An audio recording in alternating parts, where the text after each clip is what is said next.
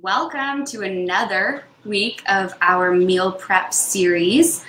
If you don't know who I am, my name is Jenny. I'm a registered holistic nutritionist, and I am the co-founder of thenaughtynutritionist.com.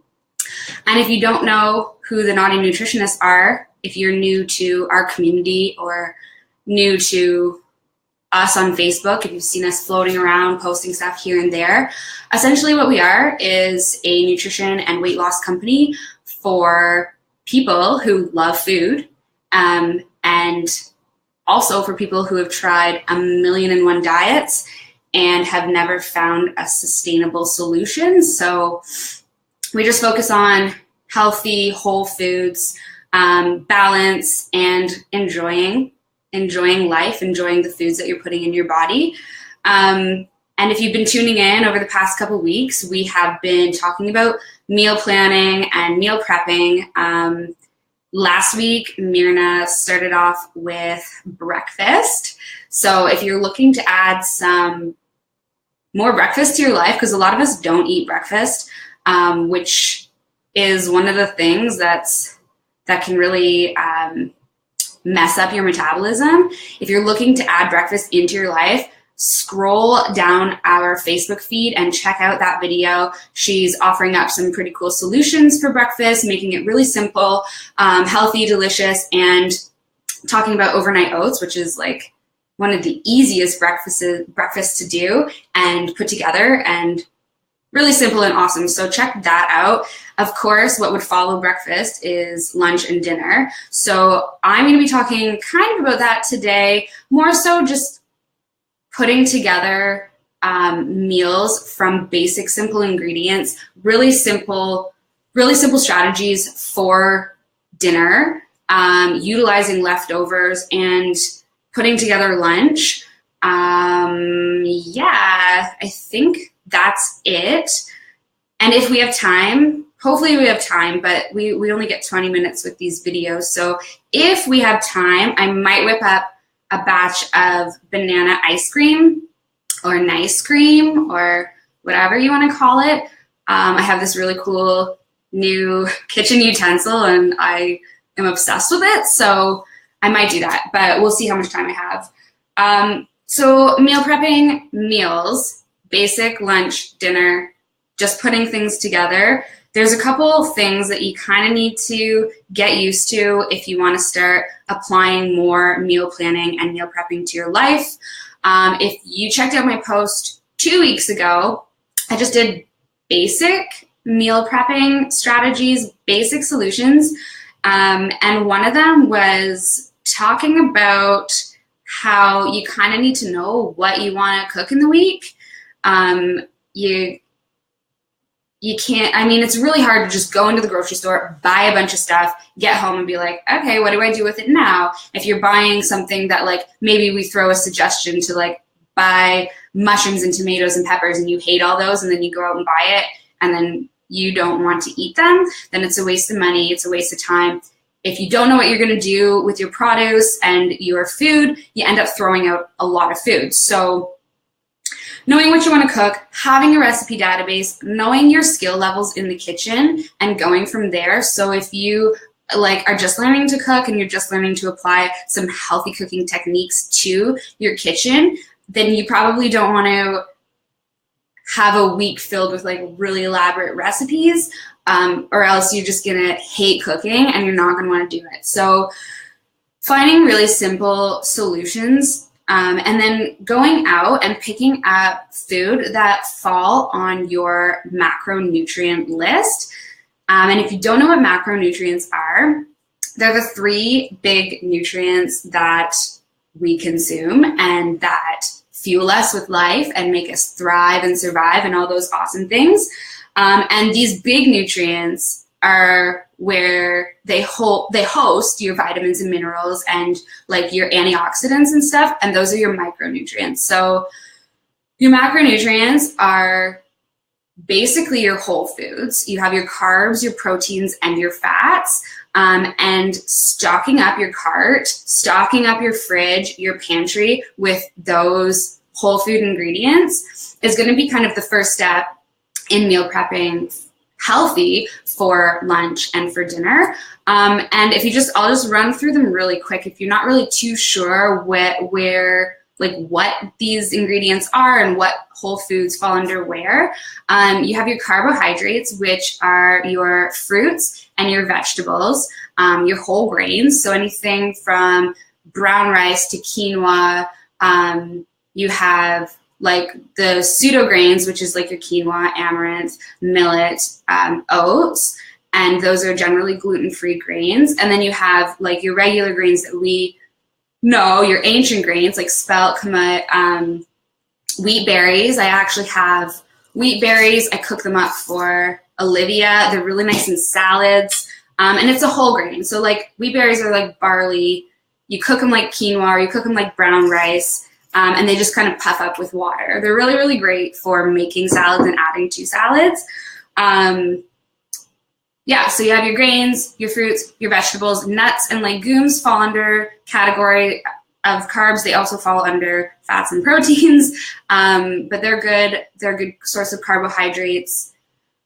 And then you have your proteins. Your protein or your animal protein, which we do always recommend limiting. You don't really want to eat 3 meals a day with pork, and especially with processed meats like your deli meats. These are really high in nitrates and preservatives and not really the best for you. So you're going to want to look for whole meat. So like chicken breast or even a whole chicken or, steak, and you want to source it locally if you can, pasture raised if you can, but budget is budget. So your meats in moderation. You have your eggs, you have full fat Greek yogurt, also in moderation. You have organic sprouted tofu, tempeh, edamame. Some vegetables are high in protein. Then, like I said, you have your beans, you have nuts and seeds, you have legumes, and you also have seaweed. Seaweed is an amazing source of protein. So if that's something that you are okay with, add it to your diet. It's really, really awesome. Like if you like sushi, seaweed, nori, really good for you. So that's your protein. And then you have your healthy fats. Your healthy fats are like your coconut, your avocado, your oils, organic pasture-raised butter, ghee, full fat Greek yogurt again, eggs again, cheese in moderation. Those are just like the basics. So it's good to have an idea of what your grocery list should be looking like if you want to consider like the whole healthy meal prepping aspect of it. So once your fridge and your pantry is stocked with your healthy whole foods and your macronutrients, this is where it gets a little bit tricky because you got to figure out how to get those, prep them so that it's easy for you to cook them. So that's where it kind of gets a little bit tricky. So I'm kind of just going to run through a couple ideas of how to utilize your time for prepping the foods so that when it comes to cooking dinner, or when it comes to putting together a meal, you have something that's easy and ready to put together. And also, if you are already chopping and you're already spending the time prepping food, to actually just cook up a couple things while you're doing it, it can also utilize your time so you're not wasting a ton of time every single day cooking. So I guess I could start with carbohydrates, especially vegetables, because they're one of the hardest things for me anyways. Prepping vegetables is just a pain in my butt. So that's where I get kind of stuck. But if you set aside literally 15 minutes of your day, and I know 15 minutes, it seems like it is a lot of time when you're exhausted and you just don't want to. But if you do, it's going to make your whole week so much easier. And meal prepping and planning is really one of those tools that you kind of got to get used to if you want to make your health and your weight loss sustainable. So setting aside 15 minutes to just chop some vegetables. And then while you're doing that, you can maybe pop on some quinoa or pop on some brown rice or whatever while you're doing that, so that it all kind of comes together at once. It's going to just be awesome for you, and you're not going to regret it. And you're going to walk away being like, I'm so happy that I did that. So what I like to do is I like to make sticks, obviously for dipping. So you have like red pepper sticks, carrot sticks, celery sticks, cucumber. I generally just chop them up real quickly so that it's easy for my daughter to grab, and they're good for hummus as well. The one thing that I have like the worst time with is onion. And I mean, common if you hate onion, hate chopping onion the way that I do. I hate it. And actually I bought this tool that I like am obsessed with. It's a Kitchenaid hand blender for like soups and stuff, but it came with 4 detachable heads to it, and it has a mini food processor, and I throw in a whole onion and I puree it, and like it has saved my life. So if onion is something that you hate doing, but especially in the winter months, I mean, we put onion in actually everything. So chopping like 2 or 3 onions, get it over with, and put it in the fridge and say bye. Like, I'll see you later when I'm ready for you. That's something that really saves a lot of time. Use a food processor or like a hand chopper or something. If you have a partner like I do who hates onion, like pureeing it is saved me so much hassle and headache.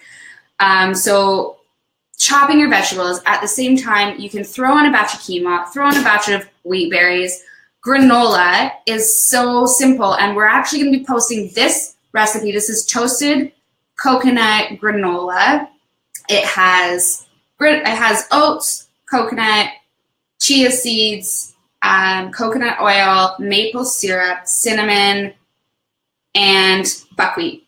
There's buckwheat in it, and it's so delicious. And you can make granola bars with it, which is great snack option. You can make granola for your morning breakfast, throwing it on full-fat Greek yogurt or having some almond milk with it. Really high in protein, really high in healthy fats, and high in carbs. And it's got all your macronutrients right there. So that's awesome. That's an awesome thing to do for breakfast or for snacks or for whatever. Last night, I actually put together, we cooked a whole chicken last night. So that's a really awesome thing to do for meal prepping, because instead of going out and getting a bunch of chicken breasts, you can cook a whole chicken and then you have leftovers for the next day, and you don't have to cook more chicken. You can throw it on salads. You can throw it in soups. You can use the bones for soup stock. Yeah, so I cooked a whole chicken last night. I roasted a huge sheet pan of veggies. And really simple. It's a really simple thing to do. You literally, well, I spatchcocked the chicken, so it took a little bit more time. And if you don't like cutting bones out of chicken, then it's probably not for you. But spatchcocking a chicken makes it so juicy and so delicious, and it makes the leftovers so delicious. So I spatchcocked the chicken, roasted some veggies, sauteed some green beans. That was dinner. It was so simple. And then today we had leftovers from last night's chicken. I made a Cobb salad for Ben. So at the same time I was cooking bacon, at the same time I made tempeh, and all I do is throw slices of tempeh on the frying pan with tamari, and that's like my bacon. So there's bacon in there, and there's my version of bacon in there, which is tamari fried tempeh. He had a Cobb salad. So with the Cobb salad, I made hard-boiled eggs. So the hard-boiled eggs are going to be great for, you can make a lunch out of it. Hard-boiled eggs with some veggie sticks and some hummus. Maybe some fruit and nuts and seeds on the side. That's literally a lunch that'll fill you up and it'll make you feel really good and give you sustainable energy. Hard-boiled eggs in the morning with some cumin, with some salt and pepper, a little bit of balsamic vinegar, whatever your style is. Hard-boiled eggs are great. tomorrow morning, Olivia will have a hard-boiled egg and some fruit for breakfast with some whole grain bread, and I will have lunch, and everybody's prepped food. From that one roasted chicken, I have lightly had to prep over the next 3 days of meals. The only thing I'm gonna have to do is cook dinner tomorrow, but whatever, right? So tonight with my meal, I didn't want to have salad because I had salad for lunch. So I made sweet potato fries, which is also so simple to do. And if you have 2 or 3 trays, and you're okay with like spending half an hour cooking or roasting vegetables, sweet potato fries, throw on a batch of those, get another tray out at the same time, roast some zucchini, roast peppers, mushrooms, onions, whatever you can, and roast them for an entire week. It works. It's like getting used to it is hard, but once you get in the groove of like pre-planning your entire week, okay, tonight I'm gonna have chicken with roasted veggies. I will throw on an extra batch of roasted veggies so I have roasted veggies for the entire week. Or I'm gonna be making one thing of overnight oats this morning, so maybe I'll make 3 or 4 and then I have breakfast for my week. Or I'm prepping veggies for this soup that I'm about to cook. Let me get out the extra veggies and prep them so I have them for the week. It's just knowing ahead of time that you're going to be eating these things in the future. It makes it so much easier to prep it in that moment. So that's another thing with meal prepping is like when you're cooking dinner, what are you cooking? Cook extra, like all the time, cook extra. You're making chicken breast, cook an extra chicken breast. You are roasting veggies, do another batch of it. You're making a soup that serves 4, double it, make it serve 8, store it in your freezer. And you can probably store most things in your freezer. We do. Same with breakfast, like eggs, making little mini frittatas. You freeze them and then you have breakfast for your entire week. Or you have lunch, add a salad on the side. It's a really neat thing to do. If you're having eggs, cook an extra little bit of eggs in the morning, and then you have some for lunch tomorrow or whatever. So those are just some things to think about. Always making extra. If you're gonna start prepping for your week, knowing your way around the kitchen. So if you're gonna put on a batch of quinoa, then maybe put on a batch of brown rice as well. And since you have those burners going, you may as well turn on your frying pan and fry up some tamari tempeh or bacon or whatever you're doing. And then while those are going, you have 15 minutes, 20 minutes to spare, chop your veggies, get ready for your week.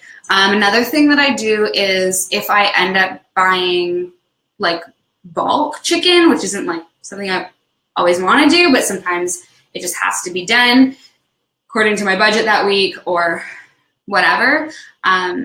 You take, when you get home, I always take the meat and put it in, I separate them and pre-portion them and then pop it in the freezer. Meat's on sale, put it in your freezer. Yeah, so these are just some simple strategies. Another thing is from what you're prepping, what are you gonna make from that? So now you have a batch of quinoa in the fridge, some chopped veggies, some chopped fruit, some hard-boiled eggs, some tamari tempeh, some bacon, leftover chicken. You have all these things in the fridge. What do you do with them? I think that's where a lot of people get lost is like, how do I put these together to make another meal that wasn't the same meal as last night? So like I said, we made a whole roasted chicken. From that, I made a Cobb salad. And then from those roasted veggies, I also roasted some more veggies and I had fries and he had bacon. So I made my own. So you see how it all got kind of pulled together there. With chopped veggies, you can always do salads. If you're on the go, you can mason jar salads for the week. It's a really cool solution. You just kind of layer the salads in a mason jar. You make sure that the dressing's on the bottom, and then when you get to work, you just shake it so that your salad gets tossed in dressing. And that way your salad's not getting wilted on the way to work, or if it's sitting there all day. Another thing is you just salad bar it. So if you have a ton of prepped veggies in your fridge, just throwing them all in a container and making sure that you have your base, which is the vegetables, and then making sure that you have a protein source. So whether it's a hard-boiled egg, a piece of chicken breast, you have some tofu on there, some cheese, whatever the case, and then some healthy fats. So we like to top our salads with nuts and seeds, or hemp seeds are a great salad topper. I've been adding granola to my salads lately. Really awesome. So I've been doing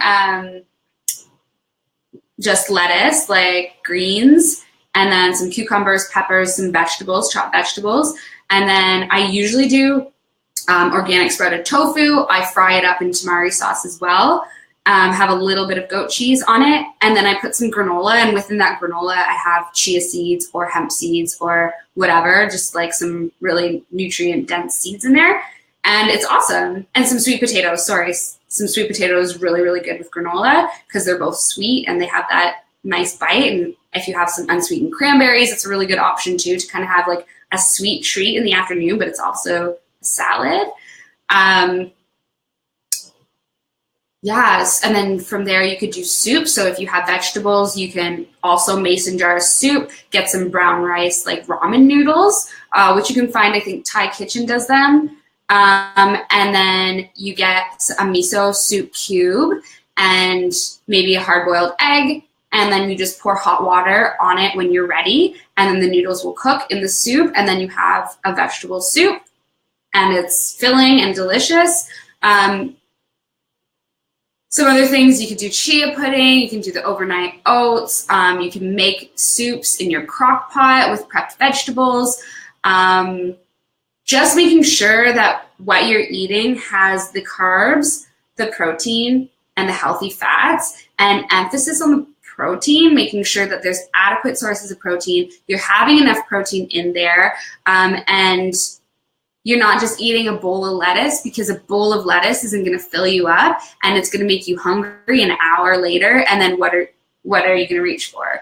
If you're not reaching, if you don't have the snack prepped, then you might be reaching for, a muffin or like something that has simple sugars or refined carbohydrates, and that's going to throw your blood sugars off, and it's going to continue this perpetual cycle of wanting more sugar. So making sure that you got the protein, you got everything in there. I think that's like pretty much key to meal prepping for easy, quick lunches and utilizing your leftovers for dinner. And I don't have time for this nice cream, but I will do a demo for you guys. So stay tuned for that. If you guys want, we have a healthy holiday cookbook right now, so you can grab that. I'll drop the link in the comments and in the description of this video. It's awesome. It has 25 amazing recipes that has stuffing and gravy, and it has a spatchcock chicken recipe there. It actually has 2 roasted chicken recipes. It's got vegan dishes, gluten-free. It's just like, it's for everybody. It's an amazing cookbook compiled by nutritionists in Ontario and other people who have food blogs on the internet. Really, really awesome. So you're going to want to download it for not Thanksgiving anymore, but for Christmas holiday season. Yeah, I hope that was informative for you guys. And we'll be on next week talking about condiments, I think. So join us then and download our book. Okay, bye.